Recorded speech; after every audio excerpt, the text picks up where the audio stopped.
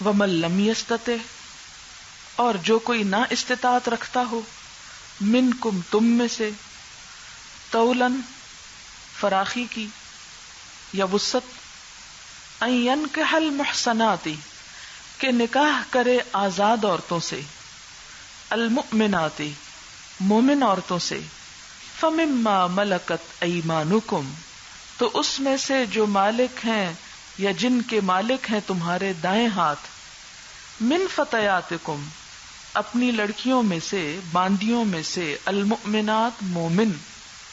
مفہوم کیا ہے آیت کا؟ جو شخص آزاد عورت کا مہر دینے کی وسعت نہ رکھتا ہو، آزاد عورت سے شادی کرنے کا خرچ نہ اٹھا سکتا ہو، ان کے حقوق نہ پورے کر سکتا ہو، ان کی ضروریات نہ پوری کر سکتا ہو، تو پھر وہ کیا کرے؟ نکاح کر لے۔ کس سے؟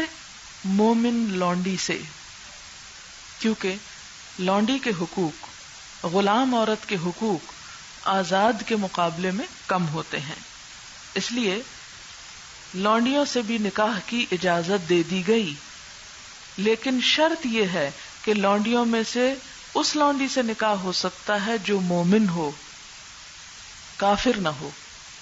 تمتع تو کافر لونڈی سے بھی ہو سکتا ہے، لیکن نکاح صرف مومن لونڈی کے ساتھ ہی ہو سکتا ہے۔ واللہ اعلم بایمانکم اور اللہ تمہارے ایمان کو زیادہ بہتر جانتا ہے کہ کون مومن ہے اور کون مومن نہیں ہے۔ اور پھر اس میں آپ دیکھیں کہ لونڈی سے نکاح اس کے مالک کی اجازت کے بغیر نہیں ہوتا، جس طرح کسی لڑکی سے نکاح اس کے ولی کی اجازت کے بغیر نہیں، اسی طرح لونڈی سے نکاح اس کے مالک کی اجازت کے بغیر نہیں۔ بعضکم من بعض تم میں سے بعض سے ہیں، یعنی تم سب ایک ہی جیسے لوگ ہو۔ یہ کیوں کہا گیا؟ اس لیے کہ عربوں میں باندیوں کے ساتھ نکاح معیوب سمجھا جاتا تھا، اس بات کو ایک طعنہ دیتے تھے کہ کسی شخص نے کسی لونڈی سے نکاح کیا ہے، اور ان کے پیٹ سے جو اولاد ہوتی تھی اس کو حجین کہا جاتا تھا، ہے جیم یہ نون، حجین یعنی گھٹیا، جیسے کمینے کے معنوں میں۔ تو اس کے لیے فرمایا کہ تم سب آدم کی اولاد ہو، بعضکم من بعض۔ اور ایمان والی لونڈی کے بارے میں تو قرآن میں یہ آتا ہے وَلَأَمَةٌ مُؤْمِنَةٌ خَيْرٌ مِّن مُشْرِكَةٍ وَلَوْ أَعْجَبَتْكُمْ کہ ایماندار لونڈی جو ہے، ایماندار سے مراد بے ایمان کی ضد نہیں بلکہ مسلمان مراد ہے۔ وَلَأَمَةٌ مُؤْمِنَةٌ خَيْرٌ مِّن مُشْرِكَةٍ وہ مشرک عورت سے کہیں بہتر ہے نکاح کے لیے۔ وَلَوْ أَعْجَبَتْكُمْ خواہ کوئی مشرک عورت تمہیں کتنی ہی اچھی کیوں نہ لگے۔ تو مشرک عورت سے نکاح نہ کرنا، مومن لونڈی سے نکاح کر لینا۔ بعضکم من بعض فانکحوہن تو نکاح کرو ان سے، کن سے؟ لونڈیوں سے، باذن اہلہن ان کے سرپرستوں کی اجازت سے، ان کے مالک کی اجازت سے، یعنی غلام اور لونڈی کا ولی کون ہے؟ اس کا مالک۔ وآتوہن اجورہن اور دو ان کو بھی، ہن یہاں کون ہے؟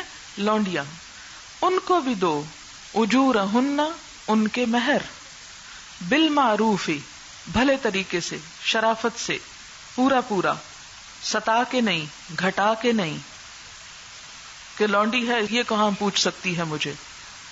تو اس سے کیا پتہ چلتا ہے کہ اگر لونڈی کا نکاح مہر کے بغیر نہیں، یا لونڈی کو بھی مہر دینے کی تاکید کی جا رہی ہے، تو آزاد عورت کے مہر کی کتنی اہمیت ہے، جس سے ہمارے مرد جو ہیں وہ غافل ہیں۔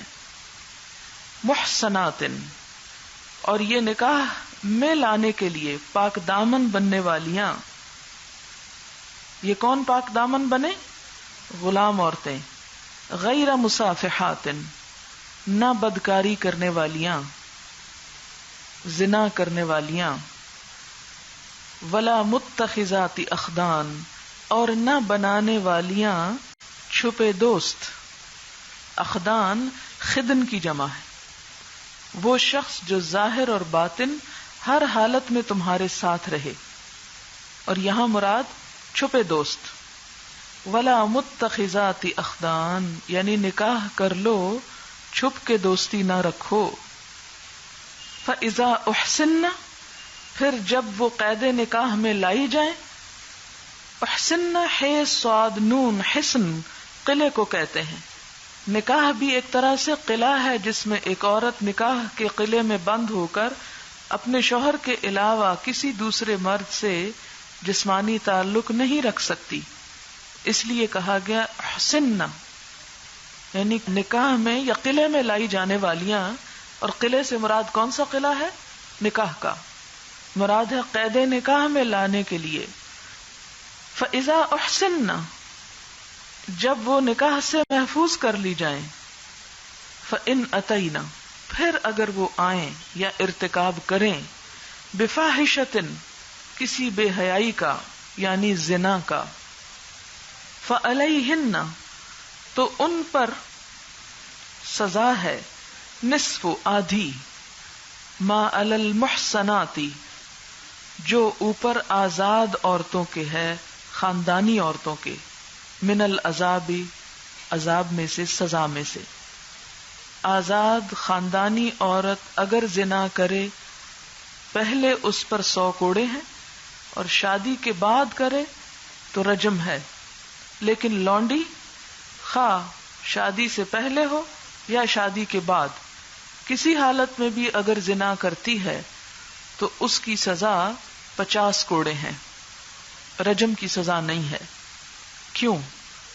وجہ یہ ہے کہ جو خاندانی عورت ہے اسے دوہری حفاظت حاصل ہے، ایک خاندان کی اور دوسرے شوہر کی، جبکہ لونڈی جو ہے اس کو نہ خاندان کی حفاظت حاصل ہے اور نہ اس کی اپنی کوئی چوائس ہوتی ہے، کوئی شوہر کی بھی اس طرح حفاظت اسے حاصل نہیں ہوتی، اس لیے اس کی سزا بھی آدھی ہے. یہ اسلام کا انصاف ہے، سب کو ایک کوڑے سے نہیں ہانکا. ذالکا یہ اجازت، کس چیز کی اجازت؟ لونڈی سے نکاح کرنے کی اجازت. لمن اس شخص کے لیے ہے، یا یہ سہولت اس شخص کے لیے ہے. لمن واسطے اس کے جو، یا اس لیے ہے جو خشیہ ڈرے. کس سے؟ العنتا گناہ سے، بدکاری سے، زنا سے. اناتا کہتے ہیں کسی ایسے مشقت میں پڑنا جس سے نکلنا محال ہو، یا بے حیائی میں مبتلا ہونا. منکم تم میں سے.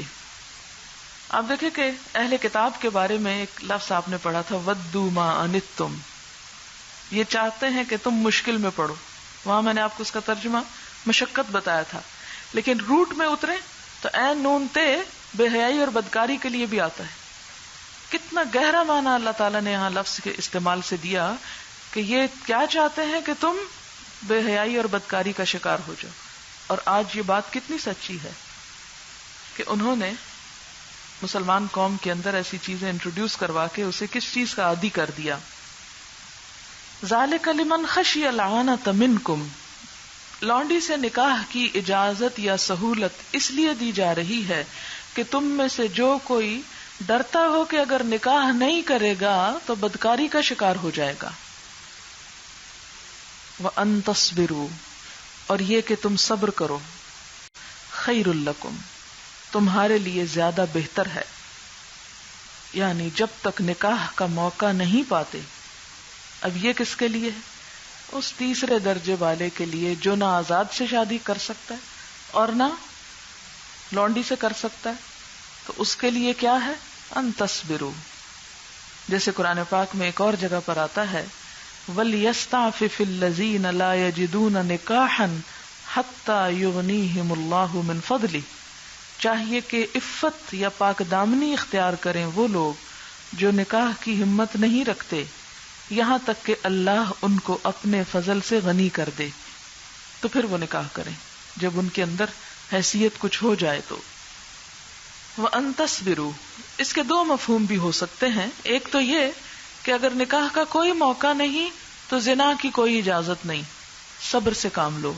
اور دوسرا یہ کہ لونڈی کے مقابلے میں اگر آزاد عورت سے نکاح کرنے کا موقع ہو تو فی الحال صبر کر لو جب تک کہ وہ موقع نہ آ جائے، تو یہ تمہارے لیے زیادہ اچھا ہے. واللہ غفور الرحیم، اور اللہ تعالی غفور الرحیم ہے، بخشنے والا مہربان ہے. یہاں پر دو لفظ جو ہیں وہ خاص طور پر قابل وضاحت ہیں. یہ تو میں نے ایک دفعہ آپ کو آیات کی وضاحت کر دی کہ آیات آپ کی ذہن میں اتر جائیں. اب تھوڑے سے ذیلی اور ضمنی مسائل میں ڈسکس کروں گی.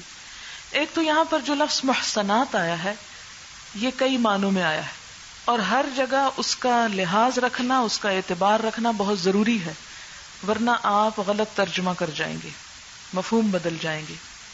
قرآن پاک میں احسان یعنی محسنات کا لفظ 4 معنوں میں آیا ہے: شادی، آزادی، پاک دامنی اور اسلام. تو محسنات کے 4 معنی ہوئے: شادی شدہ عورتیں، آزاد عورتیں، پاک دامن عورتیں اور مسلمان عورتیں. سب سے پہلے جہاں والمحسنات آیا تو اس میں پہلا معنی آیا. والمحسنات سے مراد کیا ہے؟ یہاں شادی شدہ، شوہر والیاں. دوسری جگہ پر وَمَن لَّمْ يَسْتَطِعْ مِنكُمْ طَوْلًا أَن يَنكِحَ الْمُحْصَنَاتِ، تو یہاں محسنات جو ہے یہ شادی شدہ کے معنی میں نہیں آیا بلکہ آزاد کے معنوں میں آیا. دوسرا معنی ہو گیا. اور اس کے بعد آگے آ رہا ہے محسنات غیر مصافحات.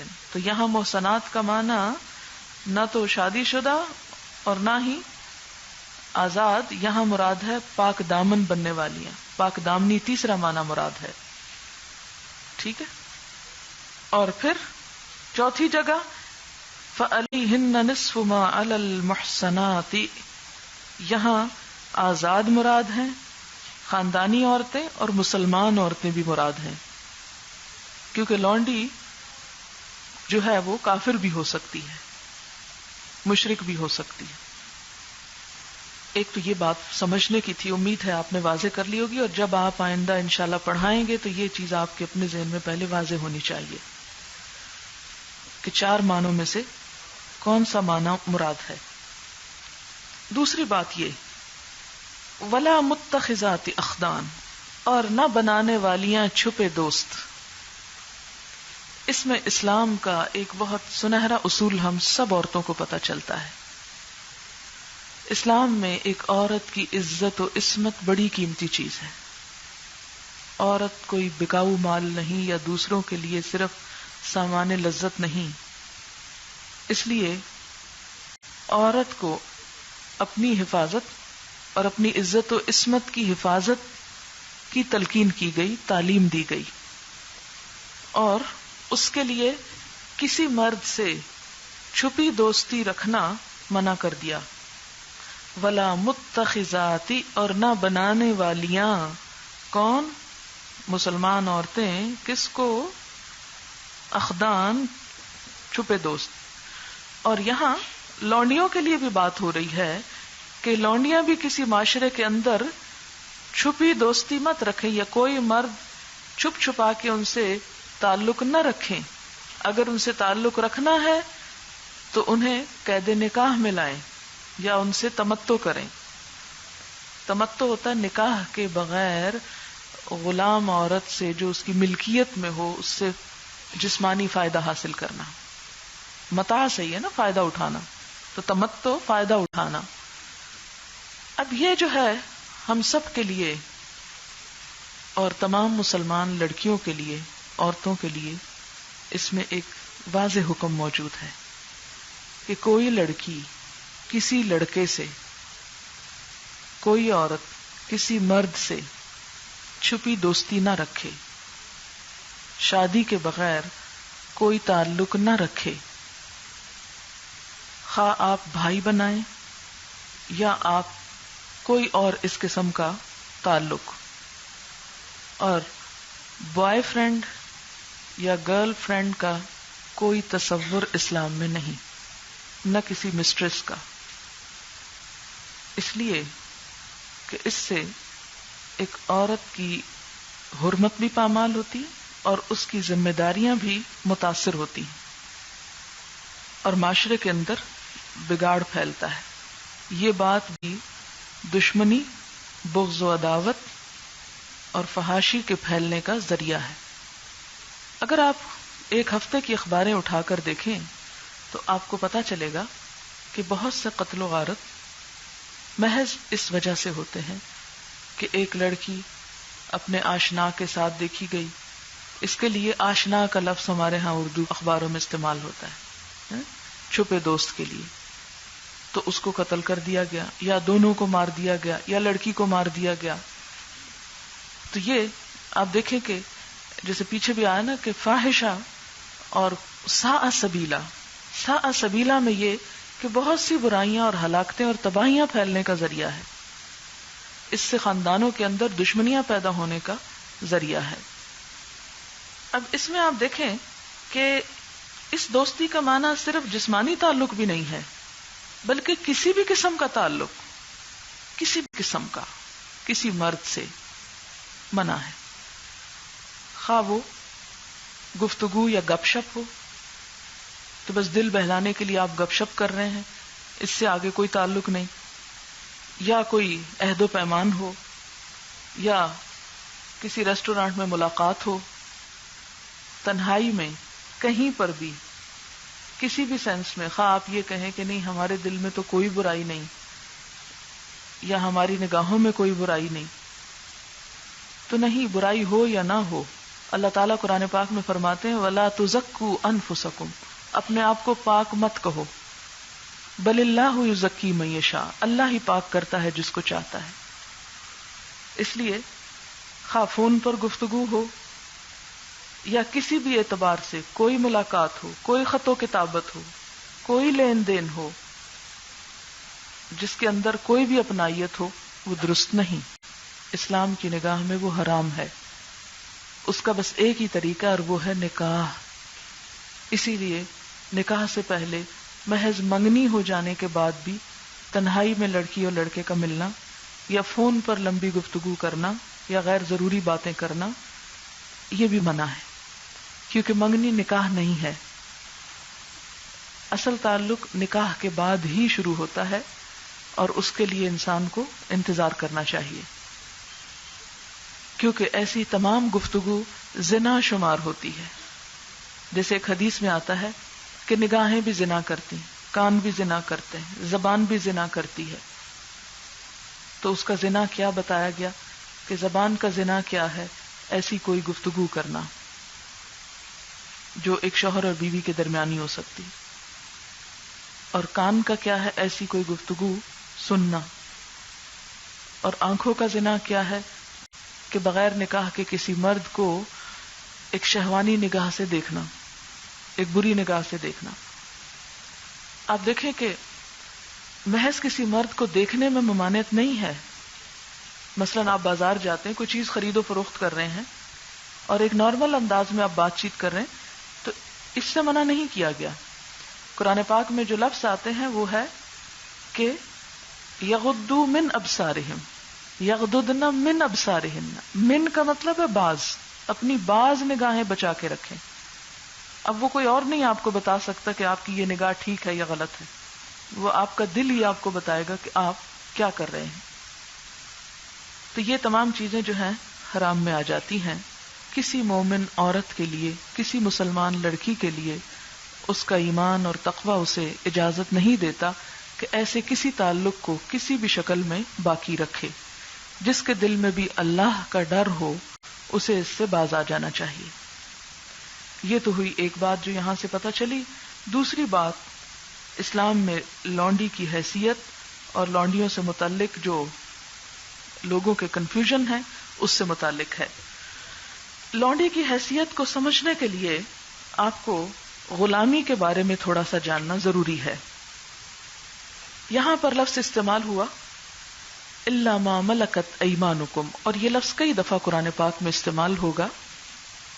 کہ جن کے مالک ہیں تمہارے دائیں ہاتھ.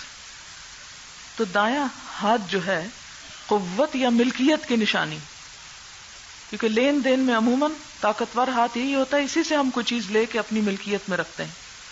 اس لیے اس کو یعنی پوزیشن کے لیے استعمال کیا گیا کہ جو تمہاری پوزیشن میں ہو. لونڈی کا لفظ جو ہی ہمارے سامنے آتا ہے تو ذہنوں میں اسلام کا ایک غلط تصور پیدا ہونے لگتا ہے. طرح طرح کے سوال ابھرتے ہیں.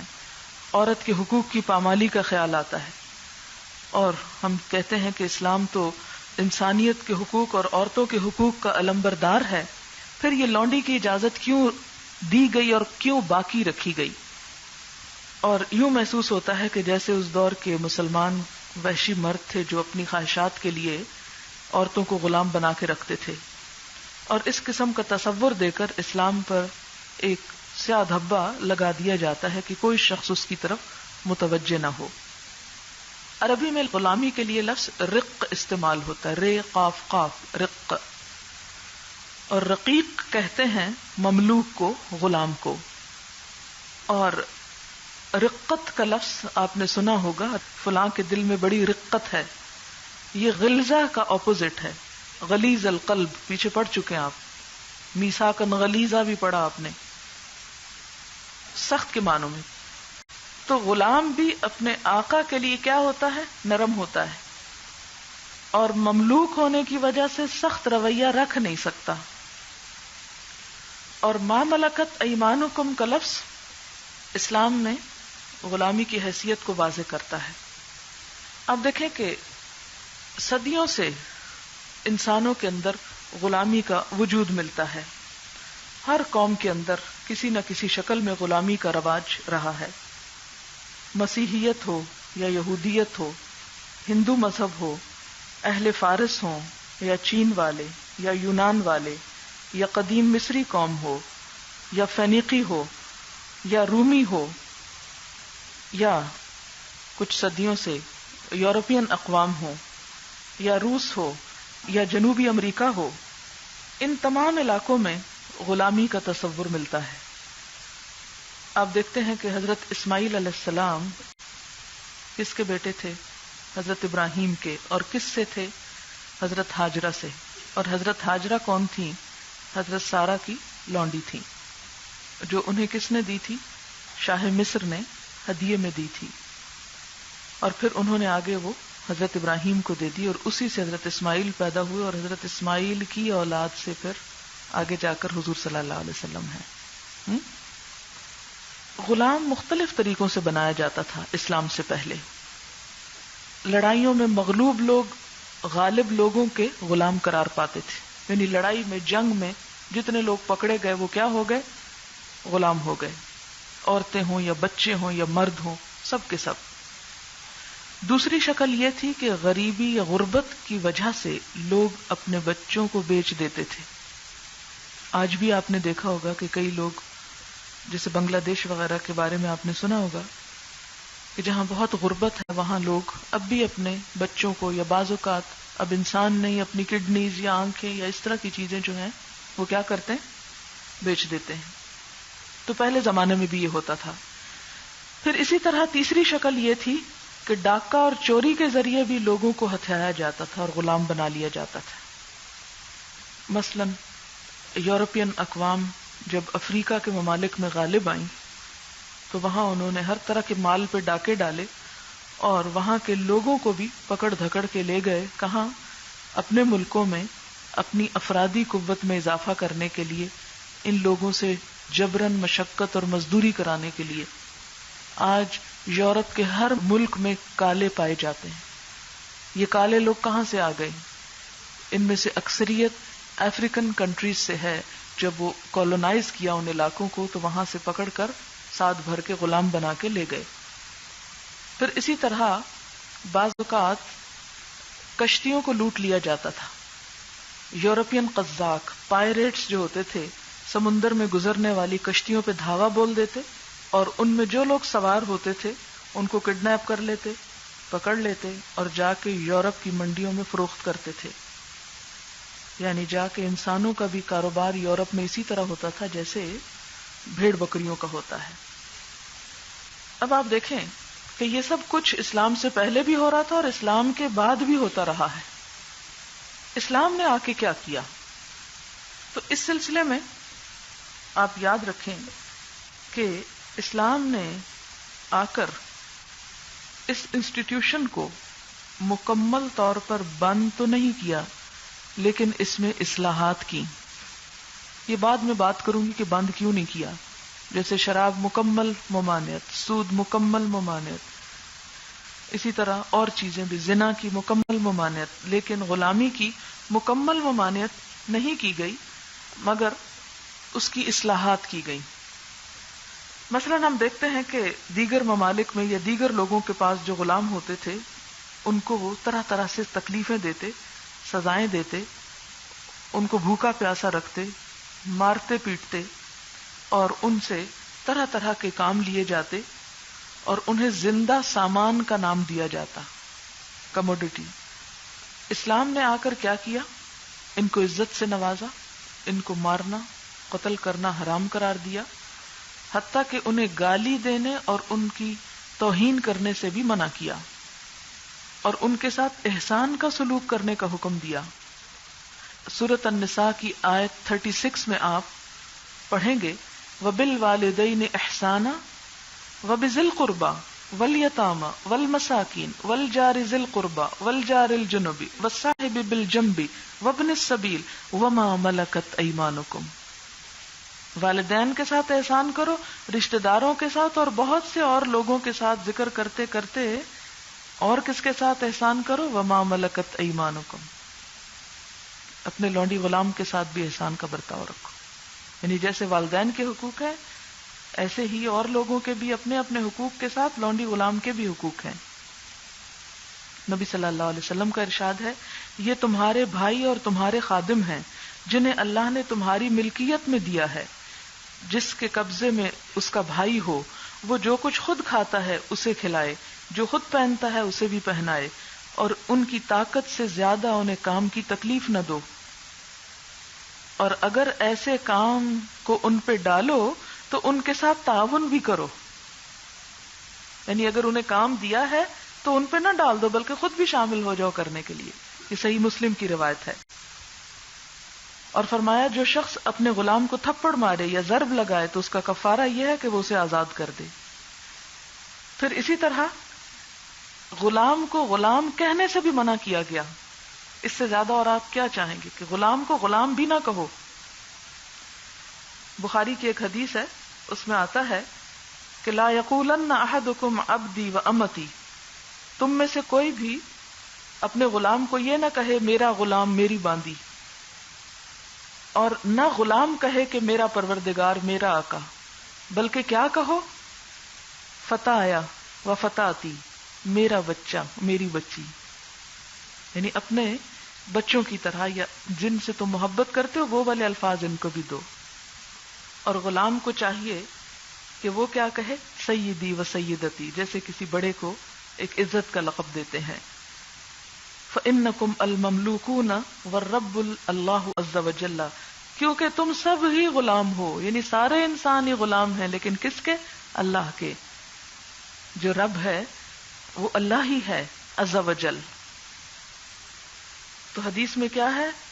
ہم اخوانکم وخولکم، یہ تمہارے بھائی بھی ہیں اور خادم بھی ہیں. ٹھیک ہے تمہارا کام کرتے ہیں لیکن تمہارے بھائی بھی ہیں. پھر اسی طرح ہم دیکھتے ہیں معرور بن سوید سے روایت ہے کہ ہم مقام ربضہ میں حضرت ابو ذر غفاری کے پاس حاضر ہوئے تو دیکھا ان پر ایک چادر ہے اور اسی طرح کی چادر ان کا غلام بھی اوڑے ہوئے ہے.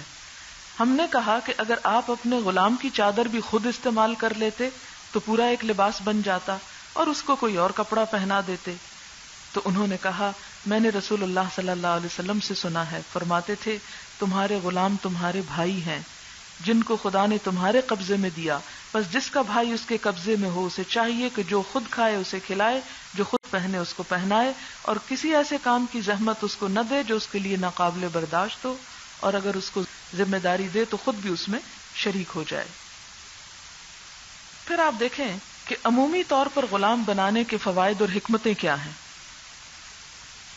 آپ دیکھیں کہ جیسے پیچھے بتایا کہ دنیا میں غلام بنانے کے مختلف طریقے تھے، جنگ بھی تھی اور جنگ کے علاوہ ڈاکہ لوٹ مار بھی تھا، اور اس طرح دوسرے طریقوں سے بھی کڈنیپ کر لیا جاتا تھا.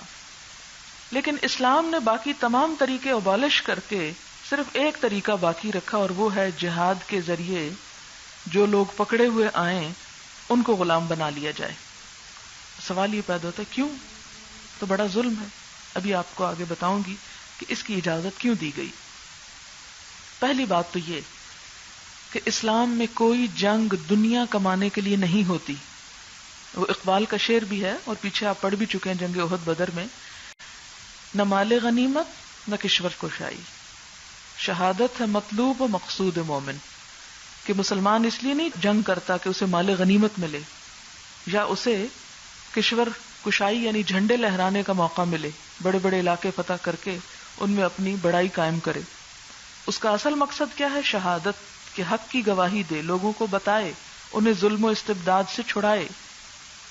اس لیے اسلام میں جنگ کا تصور اللہ کی محبت ہے کہ اللہ کی محبت میں اللہ کے بندوں کا بھی خیال رکھا جائے اور اللہ کے پیغام کو عام کیا جائے، لوگوں کو لوگوں کی غلامی سے چھڑایا جائے.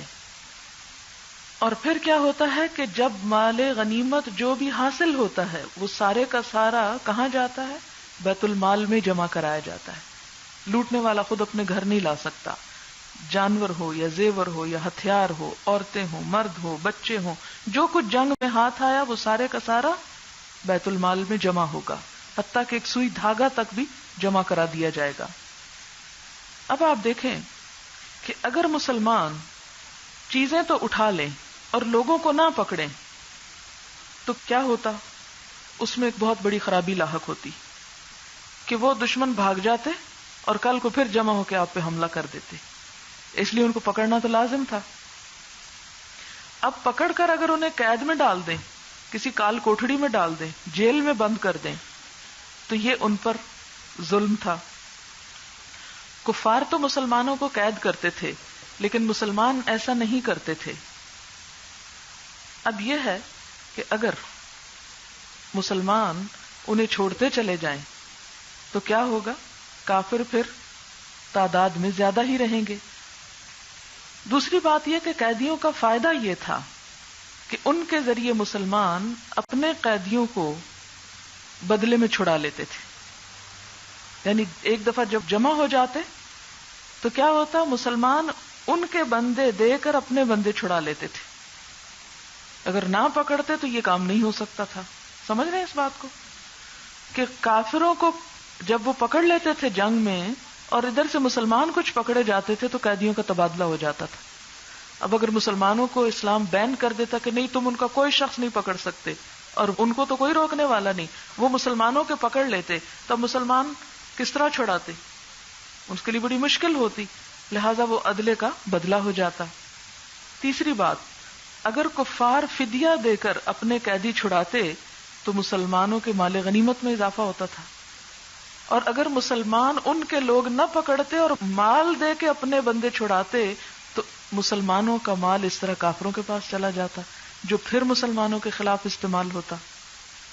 دو صورتیں ہیں نا بندے چھڑانے کی، یا انسانوں کے بدلے انسان یا پیسے دے کے. تب اگر مسلمان پیسے دے کے اپنے لوگ چھڑا رہے ہیں تو اس میں بڑا نقصان ہے کہ مسلمان مالی طور پہ کمزور ہو رہے ہیں اور کافر مادی اعتبار سے مضبوط ہو رہے ہیں.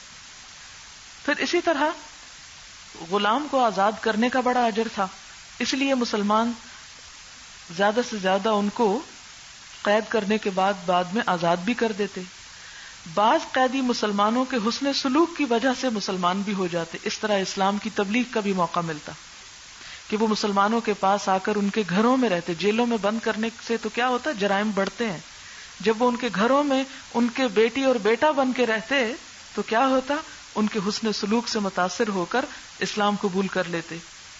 اور یہی وجہ ہے کہ ہم دیکھتے ہیں کہ بہت بڑی تعداد مفسرین، محدثین، علماء اور بادشاہوں کی مسلمانوں کے اندر کن کی ہے؟ غلاموں کی ہے. اب تک جو میں نے بات کی وہ کس کی تھی؟ مرد اور عورت، بچے سب ملے جلے. اب میں ذرا عورتوں کے اوپر آتی ہوں کہ ان قیدیوں میں عورتیں بھی ہوتی تھیں. اسلام میں میدان جنگ یا جہاد کے علاوہ ہر دوسری صورت کس کی؟ کسی کو غلام بنانے کی حرام ہے.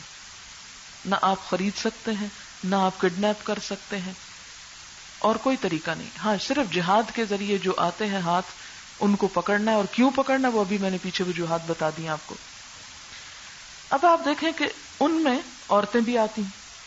اب اس وقت جنگ کے وقت یہ تو نہیں کیا جا سکتا تھا کہ صرف مرد یا بچے پکڑ لیے جائیں اور عورتیں چھوڑ دی جائیں. اس میں تو جو بھی ہاتھ آتا ہے اور جو بھی آپ کے خلاف آ رہا ہے سامنے مقابلے پہ، ان سب کو پکڑنا ہوگا. اب یہ ہے کہ جو عورتیں آتی تو ان کو مارا بھی جا سکتا تھا، مگر کیونکہ اسلام میں بچوں، عورتوں، بوڑھوں کو مارنا منع تھا، اس لیے ان کو قید کر دیا گیا، اور پھر ان کے ذریعے اپنے قیدی بھی چھڑائے گئے اور بسا اوقات انہیں لونڈیاں بھی بنایا گیا. اب جن عورتوں کو لونڈی بنایا گیا، اگر انہیں قید کر دیا جاتا تو ان کی ضروریات صرف کھانا پینا ہی نہیں تھا، اور اگر صرف کھانا پینا بھی ہو تو اسٹیٹ پہ کتنا برڈن آ جاتا ہے. آپ دیکھیں نا کہ قیدیوں کو کھانا کھلانا کس کا کام ہے؟ اسٹیٹ کا کام ہے. جیل بھر دیں گے تو وہ ایک بوجھ پڑ جائے گا اسٹیٹ کے اوپر. اور دوسری طرف آپ دیکھیں کہ پھر کئی ایک خرابیاں پیدا ہوتی ہیں جب وہاں پر اگر مرد اور عورتیں اکٹھے رکھے جائیں تو خرابی، الگ مرد رکھے جائیں تو خرابی، ہومو سیکشوالٹی جو آج بھی بڑی عام ہے ان جیلوں وغیرہ میں. اور اگر عورتیں ہیں تو ان کے ساتھ ایک ظلم کہ ان کی طبعی فطری ضروریات اور جذبات کی سیٹسفیکشن کے لیے کوئی سامان نہیں. اور اس طرح ایک فحش کا دروازہ کھل جاتا. اب اگر اسلام یہ کہتا کہ ہاں تم ان عورتوں کو جیل میں تو نہ رکھو، گھروں میں رکھ لو، ان سے خدمت لو، کام لو، لیکن ان سے کوئی اور تعلق نہیں رکھ سکتے، تو اس کا ریزلٹ کیا ہوتا؟ کیا یہ پاسبل تھا؟ فیزیبل تھا؟ نہیں. کہ ایک نوجوان عورت گھر میں کام کر رہی ہے، اور یہ بھی نہیں کہ وہ چند دن کے لیے یا چند مہینوں کے لیے یا تھوڑی دیر کے لیے آتی ہے اور کام کر کے چلی جاتی ہے، وہ مستقل طور پر اس کی ملکیت میں دے دی گئی ہے. اور اب یہ کہا جائے کہ وہ اس سے کوئی جسمانی تعلق نہ رکھے تو یہ ایک ظلم تھا اس مرد کے لیے بھی اور عورت کے لیے بھی جو شوہر کے بغیر رہ رہی ہے. اس کے لیے اسلام نے پھر کیا اجازت نکالی کہ اس عورت سے جو کسی مرد کی ملکیت میں ہو اس سے تمتع یعنی جسمانی فائدہ بھی اٹھائے. اب یہ تمتع کیا ہوتا ہے؟ ایک تو مرد اور عورت کا جسمانی تعلق نکاح کے ذریعے ہوتا ہے، اور ایک تعلق جو ہے وہ نکاح کے بغیر ملکیت کے ذریعے ہے. نکاح میں ایک باپ اپنی بیٹی کو کسی مرد کے حوالے کرتا ہے ایک قانونی معاہدے کے ساتھ، اور تمتع میں کیا ہوتا ہے کہ حکومت وقت ایک عورت کو ایک خاص مرد کے حوالے کرتی ہے. یہاں حکومت باپ کے مقابل ہے، ایک ولی کی حیثیت رکھتی ہے جو ایک عورت کو اپنی مرضی سے ایک مرد کے حوالے کر رہی ہے کہ یہ تمہاری ہے. وہ اس کی ملکیت میں آ گئی. جیسے بیوی ایک شوہر کی ملکیت میں یا قید نکاح میں آ جاتی ہے، اسی طرح لونڈی حکومت سے ایک فرد یا شخص یا انڈیویجول کی ملکیت میں آ جاتی. جس طرح نکاح میں جسمانی تعلق حلال ہے، اسی طرح اس ملکیت کے بعد اس آقا اور غلام عورت کا جسمانی تعلق حلال ہو گیا.